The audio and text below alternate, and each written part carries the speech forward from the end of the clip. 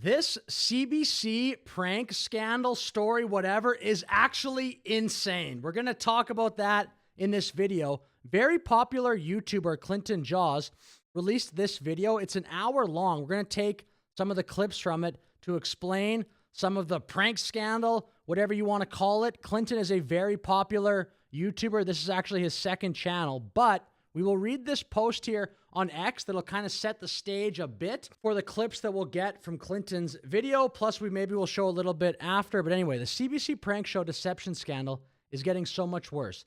The producers, operating under fake identities / fake company names with fake websites, holy crap, told a number of RCMP veterans, people who dedicated their lives to serving on the front lines, that they were invited to film for a show called Life After Service.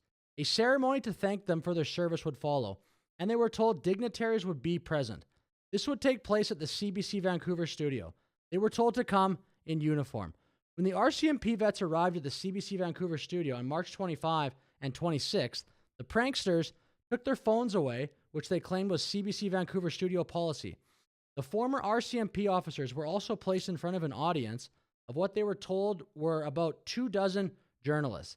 And it was sprung on them that this was a live broadcast with media availability afterwards. Clinton does a good job recounting this experience. I'll get to that, obviously, when I show those clips.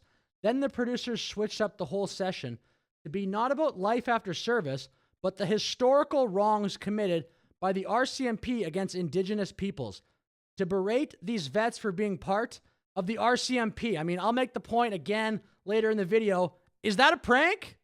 That doesn't sound like a prank to me. There is so much more, but I'm hoping the individuals targeted in this elaborate scheme will be able to share their stories themselves. Seriously, what even sounds remotely funny or silly about this concept? It is just sick and cruel. At CBC and at APTN News. What are you thinking? We'll now get to some of those highlights, like I said, from the Clinton Jaws video here on his Canadian channel. I would recommend, though, if you're very interested in the story, going and watching the entire hour-long video, but I'll show some of the relevant parts that kind of fit in to that tweet or that post that I showed on X there. Clinton Jaws was an RCMP officer. That's important context for the story. We'll start here. January, I'm sitting around my computer. I open up my computer and there's an email. This guy, Michael Burnett, and he says, "Hey, I'm with the BBC. We're going to do a series, and it's also going to be aired on the CBC." And I thought, what the hell? What the hell? Yeah, okay. Let's do this. Maybe I'll make my kids proud. That's what I thought. Why not? Why not? I also thought it was very strange that the CBC they don't like cops. That's what I even said that to them. And he told me it's going to be called After the Call. What we want to do is we want to talk to RCMP members that are retired, and what are they doing now? How was the switch? How does it feel to not be a cop anymore? Okay, so that's what Clinton thinks he's getting himself into. Whatever. It sounds like a really boring show, but who cares? Something called After the Call, life after being an RCMP officer. Okay, skipping forward quite a bit. He's now in Vancouver at the CBC studios, recounting the experience of walking into some auditorium. Remember, he thinks this is some life after service or life after the call or something about his life after being an RCMP officer. That's what he thinks this is. We open up the door to the auditorium. Full stage of people. That's what I thought I saw. I mean, there's people in the audience. There's two Native men on the stage with the full, whatever they wear. And we start walking down to the stage. There's 3 chairs on the stage, and I sit in the middle, and the other cops sit right beside me. And I have an adrenaline dump like you wouldn't believe. And I'm thinking, dude, because I can't talk in front of people. I can't. It's like the lights are on me. I look out into the audience. I feel like there's 80 people in there. Might have only been 20. I can't see because the lights are on me. And I'm like, breathe, dude. Okay, you ate breakfast. Good. I'm not good in front of people. I'm not good in front of a big crowd. I take a medication if I have to talk or if I'm in front of a lot of people. I got to take a medication called propanol. It's a beta blocker. And it just slows down the heart rate. It's wussy of me to admit this to you guys, but that's what I do. And I'm like, damn, you didn't take it. That's what I'm thinking. That's what's going through my head. Just breathe, man. This is just overall a great YouTube video. He is vulnerable about this experience multiple times. So again, I do recommend going and watching the entire video and moving forward just a bit here in the video. And then off to our right, they have a television screen, a massive television screen that we can't see. Okay, we can only hear it. We can see kind of. I'm like this the whole time watching King Charles make an announcement on live TV in front of the audience that the RCMP has messed up with this, they've messed up with that, PTSD, they've messed up with PTSD, they're not helping the members, and residential schools, and the king starts apologizing again to the indigenous peoples. And it was so long that I kind of tuned it out. I'm just waiting for him to stop talking. And I didn't get it, but he said he's dissolving the RCMP, and I kind of hear it. I'm not really thinking what he's saying. And so his announcement's over, and Kevin turns to me and goes, whoa. And I went, what? Did he say dissolving the RCMP?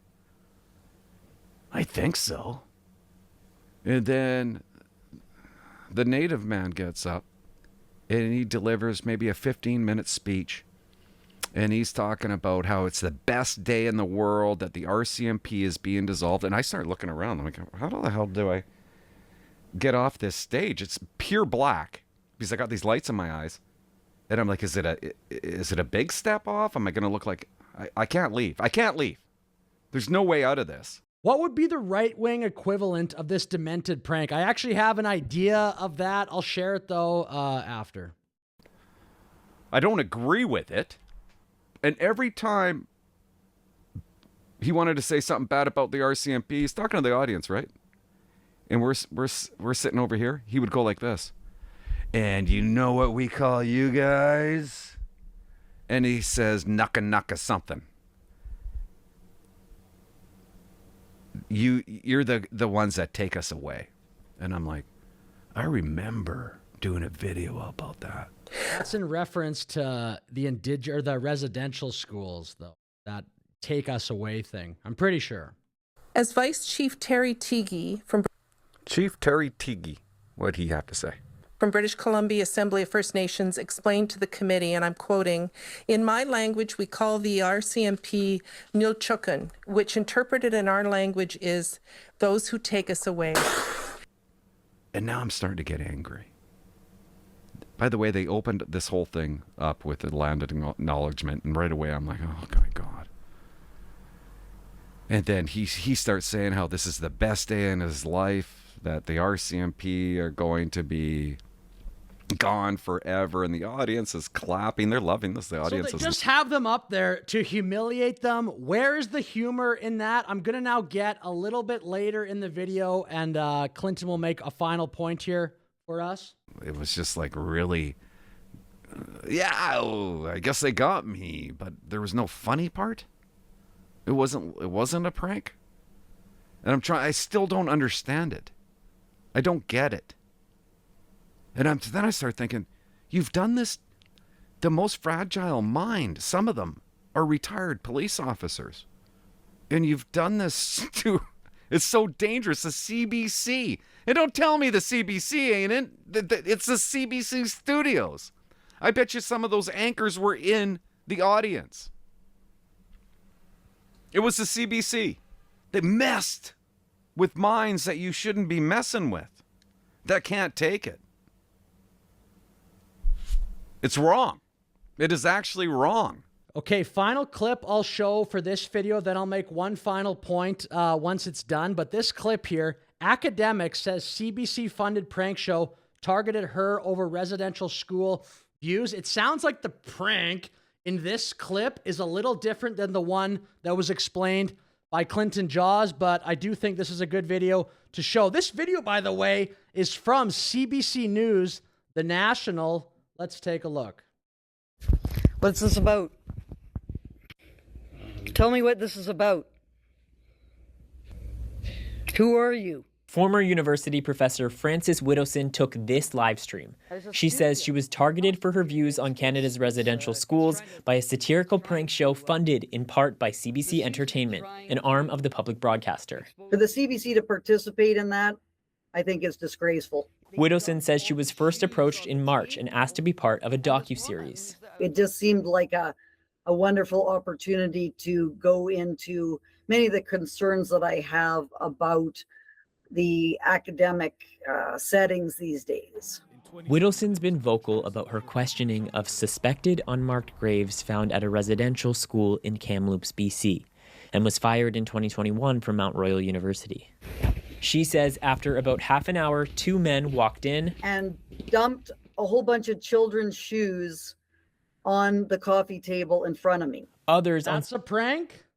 social media also say they've been approached or deceived with similar offers traced to the same production. CBC's head of public affairs confirmed that the show is in early production for CBC Entertainment and APTN, clarifying in a statement that CBC News and APTN News have no involvement in this production, and that satirical prank shows are a long-established television format used by broadcasters. What the hell does that mean? Satirical prank shows are a long-established television format used by broadcasters. What does that have to do with this story? You might as well just say, people have watched television for years. The internet exists. Why even bring this up? But on social media, many are questioning whether public dollars should be spent for pranks targeting people for their political views. The show's producer, NLT1 Productions, also gets funding from the Indigenous Screen Office, which describes the series as having an Indigenous activist trio that uses pranks as a form of social action, akin to shows like Borat and The Yes Men. CBC News has reached out to 2 people listed as involved with the production, as well as APTN and the Indigenous Screen Office, but didn't hear back before the deadline. Didn't hear back before the deadline. So CBC reached out to people involved with a CBC-funded prank show and didn't hear back. Why is Canada so disorganized, so ridiculous? You see this in so many places in Canada. Holy, it's just a daily onslaught of craziness in this country.